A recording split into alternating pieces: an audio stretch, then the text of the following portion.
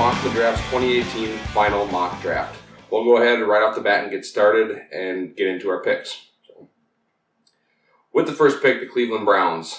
I think everyone knows where this pick is going. They're going to take Sam Darnold. I don't necessarily agree with it. I don't think Sam Darnold's the answer. I don't necessarily think Tyrod Taylor's the answer either. I'm just not sold on Darnold. I think there's better ways to go about using this pick, but I'd like to be wrong because it'd be nice to see Cleveland win some games this year. It is the franchise quarterback they've been looking for forever, so it's hard to fault them after passing up on star quarterbacks the last couple drafts. So with the first pick, we'll take Sam Darnold.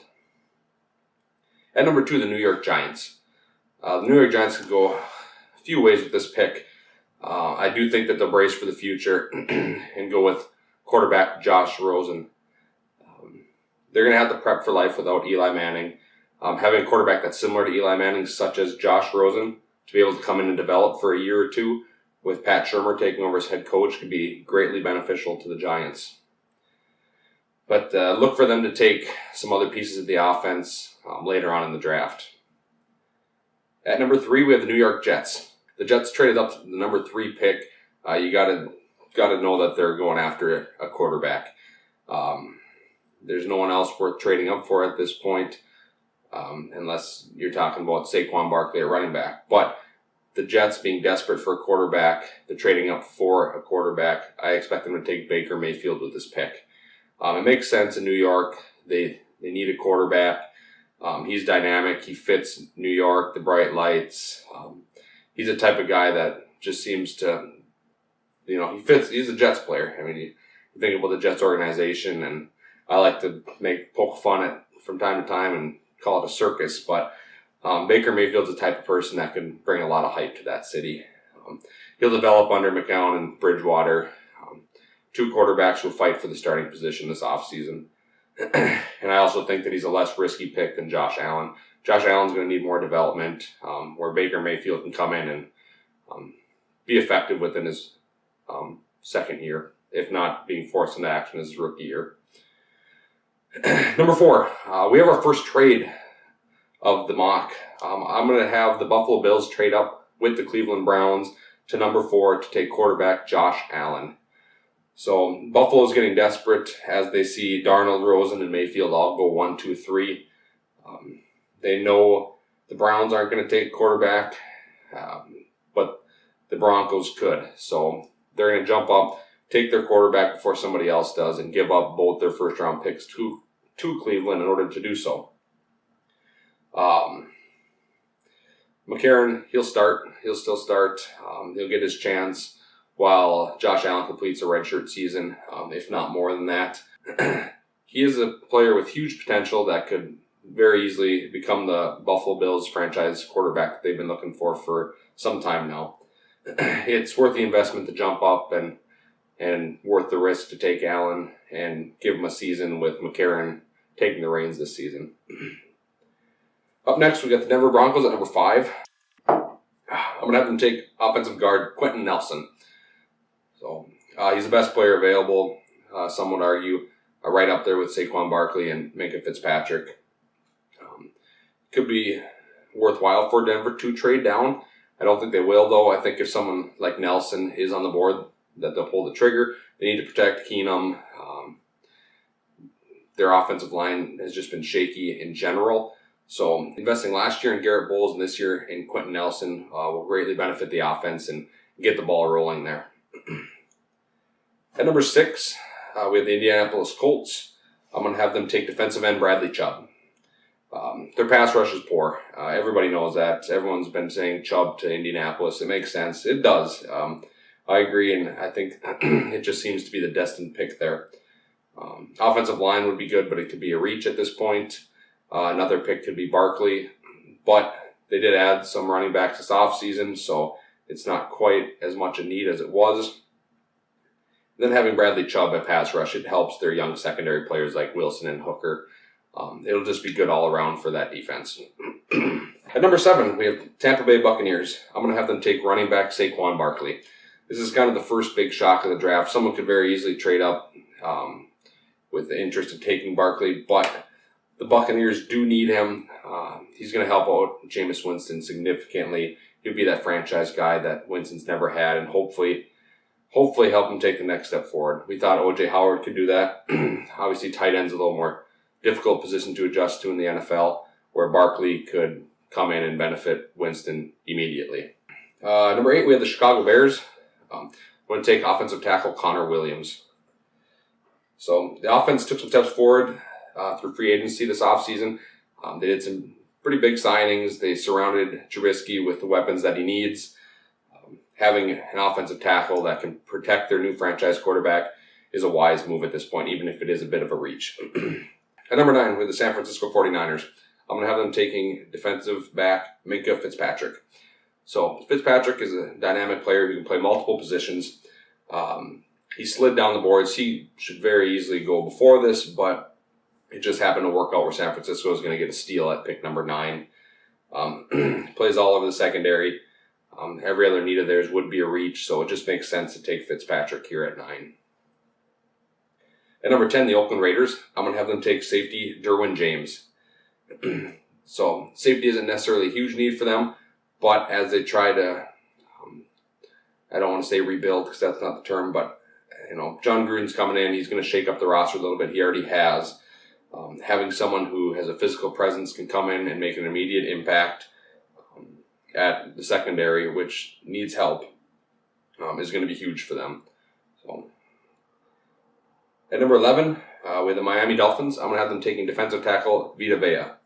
So Sue is out. They have a huge hole to fill at the defensive tackle position. Vita Vea could be that guy that they thought Sue would be when they inked him to a massive contract a few years back. He's going to come in. He's going to make an immediate impact.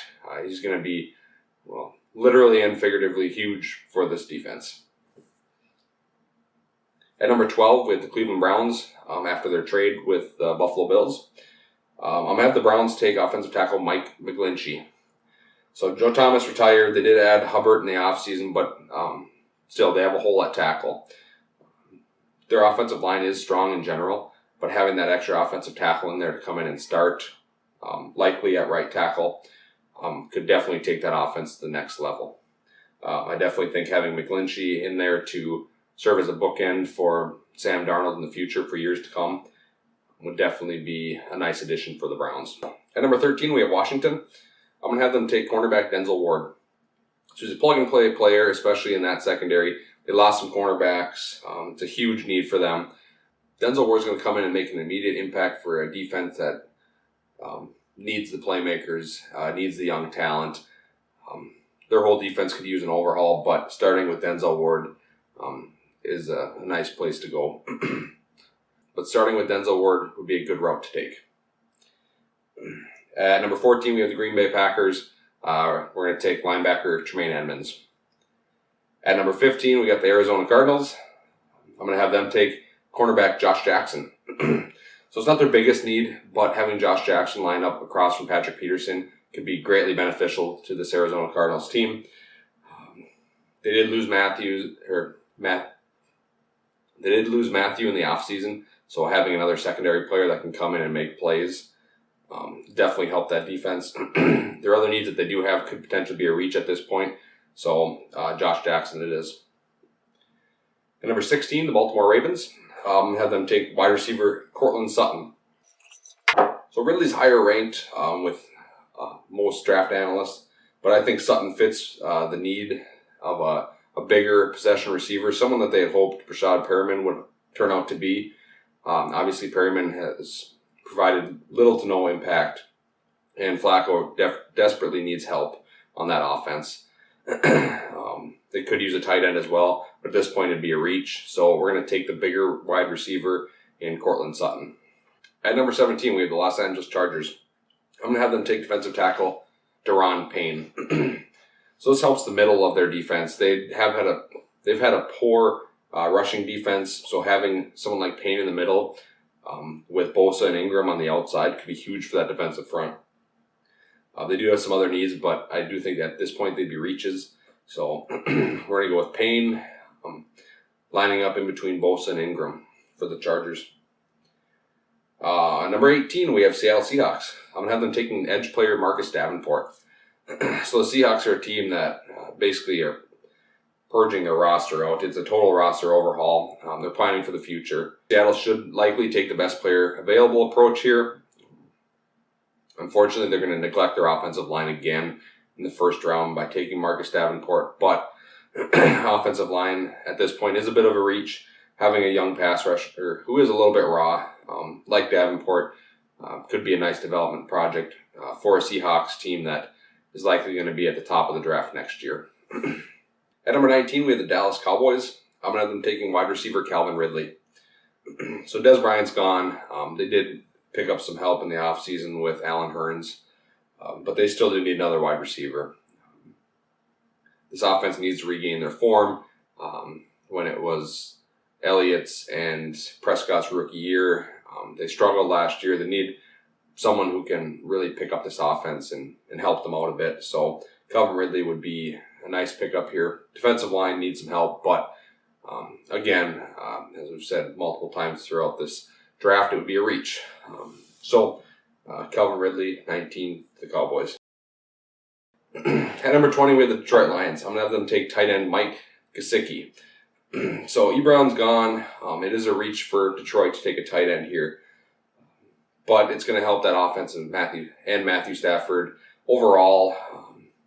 When they drafted Ebron in the first round a few years back, they thought he'd be the athletic tight end that could really stretch the field for them.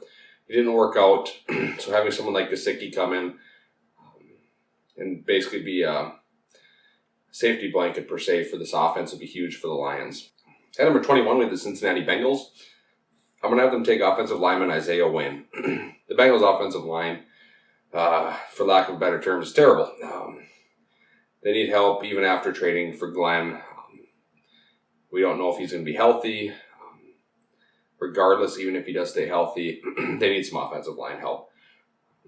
Andy Dalton hasn't been able to get things going. They drafted John Ross last year in the first round.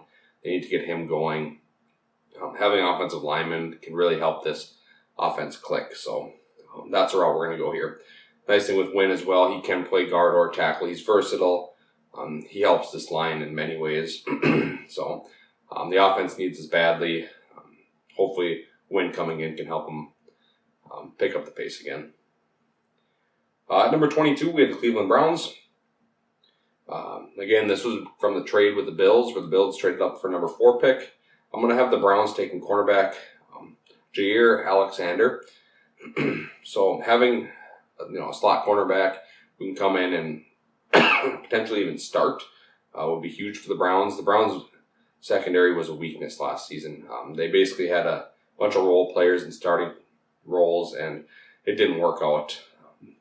They did add E.J. Gaines in the offseason. Having him and Alexander is going to turn that weakness into more of a strength. They did also add Terrence Mitchell and T.J. Carey. Those will be good depth picks for them, especially with sending McCourty to New England. So the secondary definitely has a lot of promise now. You add in the fact that Alexander is a potential return man for the Browns. It just makes it a good value pick at 22. At number 23, we have the New England Patriots. I'm going to have them taking edge player Harold Landry. So their pass rush needs an improvement. They have some aging players like James Harrison contributing last season. Having some youth in there to really get that pass rush going will definitely be huge for the Patriots. Harold Landry is a versatile defender that can play kind of all over the front and provide pressure on the quarterback. He has a high ceiling in New England. I think it would be a nice pick for them. At number 24, we have the Carolina Panthers. I'm going to have them taking safety Ronnie Harrison. Carolina Panthers did have quite a few holes in free agency to fill. They kind of went bargain hunting. They did fill up some holes, but safety remains. It is a reach to take Ronnie Harrison this early, I think. But I think the roster forces their hand. They could take this pick elsewhere, go with a value pick opposed to a need pick. But at this point, I think they're going to take Ronnie Harrison out of Alabama. At number 25, the Tennessee Titans. I'm going to have them take linebacker Roquan Smith. Roquan Smith slid. It's significantly in this draft. Tennessee's going to take advantage of that and fill a need at linebacker. He's a plug-and-play starter. He's going to make plays all over the field for this Tennessee defense. It'll definitely help this team potentially get back to the playoffs and compete at a high level next year, having that leader on the defense in Roquan Smith. At number 26, we have the Atlanta Falcons. I'm going to have them taking a chance on defensive tackle Maurice Hurst at number 26. So he's a high-risk, high-reward type of player. Atlanta does have a need at defensive tackle. This defense is young. They have talent at every level of this defense, young talent at that. Hurst, although he has a heart condition, he was cleared to play. Like I said, he could be a boom or bust player for this team, so it's worth their investment at 26 to pull the trigger on Maurice Hurst. Number 27, we have the New Orleans Saints. I'm going to have them taking tight end Dallas Goedert. Kind of similar to Jimmy Graham. They tried getting Jimmy Graham back this offseason. Obviously, he went back, or not back. Obviously, he went to the Packers. So having someone that can fill that void for New Orleans, help Drew Brees continue to extend his career, will definitely be beneficial to the Saints. They tried bringing in Coby Fleener, but he's not been the answer for that Saints offense. So Goddard is more of a slot tight end. He'll fit in well with that offense. At number 28, Pittsburgh Steelers. I'm going to have them taking linebacker Rashaan Evans. They do have a need at linebacker. It's a value pick for the Steelers. There is uncertainty with Ryan Shazier. We all hope he gets back. I'm not a Steelers fan whatsoever, but you hope Shazier's able to come back. If not, they do have Rashaan Evans. It'd be a nice pick for them. Their defense is aging a bit. They've done a nice job in the draft to get some young players that throughout that defense. Evans would be the next piece for that. Number 29, the Jacksonville Jaguars. I'm going to have them taking offensive tackle Kolton Miller. So this is a little bit of a reach. This is high for Kolton Miller, I believe. But Jacksonville Jaguars do have a need on the offensive line. Their line has improved. They went on and signed Norwell in the offseason. They had Cam Robinson last year out of the draft. Their line's better. Adding Kolton Miller will take it a step further, I believe. I think he could come in and he could compete for a starting position.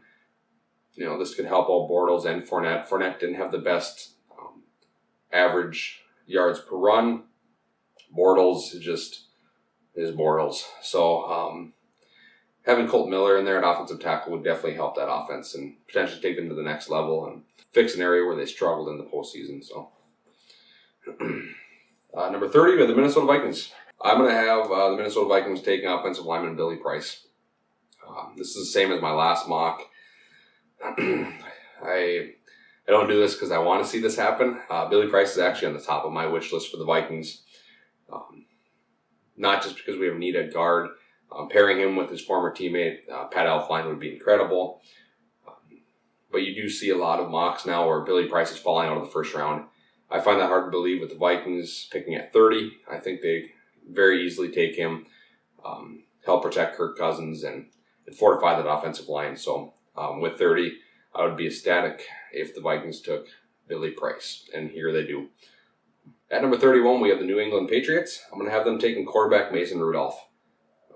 New England does need to prepare for the future. They could keep stacking up talent here. I can very easily see them doing so. I can see them trading out of this pick. You really never know with them.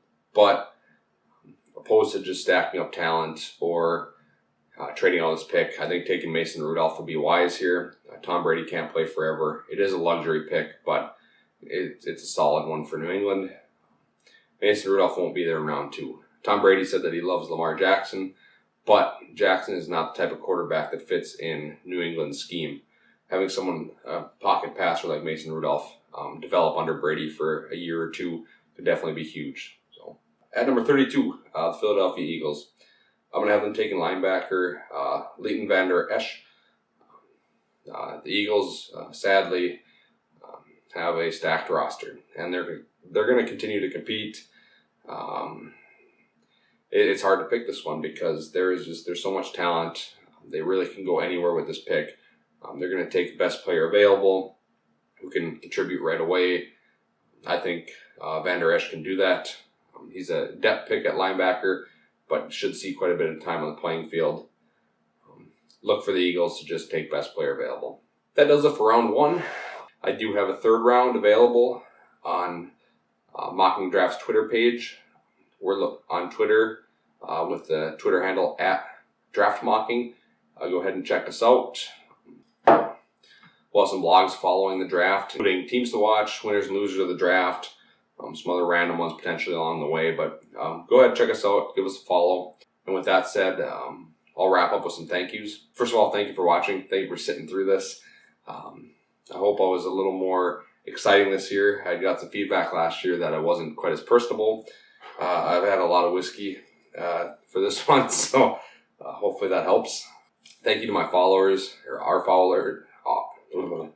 Thank you to the followers of Mocking the Draft on Twitter, Tumblr, whatever you might follow us on. Thank you.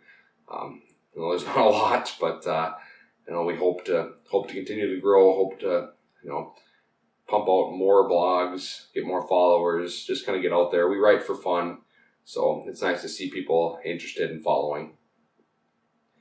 Big thank you to Ty. Ty does all the video work here. He lets me use his nice office here. Lets me use his video cameras. He does all the video editing. Thank you hugely to Ty. Definitely owe you one, which I'll pay you back in booze. But couldn't do it. Couldn't make this possible without him. If not, you'd be sitting reading opposed to listening to me. I'm not sure which is worse, but for those who prefer not to read, we got video. So big thank you to Chris and Zach. Both Chris and Zach are my new partners this off season. Chris did a fair share of writing for me. Zach put some tweets online. We talked him into doing a Vikings blog. He did an excellent job. Thank you to the two of them. It definitely helps get some more information out, gets more blogs out. It's nice to have some people to bounce ideas off of. Thank you to my Uncle Craig. Craig is constantly sharing my stuff on Facebook. Although I don't think any of his Facebook friends really give a crap, he still shares. He still reads everything. Thank you, Craig, for your support. And probably the biggest thank you, lastly but not least, is to my fiance Tasha. She puts up with me this time of year, constantly reading or writing or watching draft-related content. This whole off season gets to be, very time consuming for me. For example, when I'm sitting writing a blog and we could be spending time together, she just sits around and waits for me to finish, and she's patient about it. She supports me. Thank you. It's really nice to know that I can pursue my hobbies, the things I like to do, and that you support that. So thank you, Tosh. We're not far off from the draft. We're getting close, getting excited. It only comes once a year, so it's pretty awesome. Enjoy the rest of the off season. Good luck to your team. Other than that, Skol Vikings.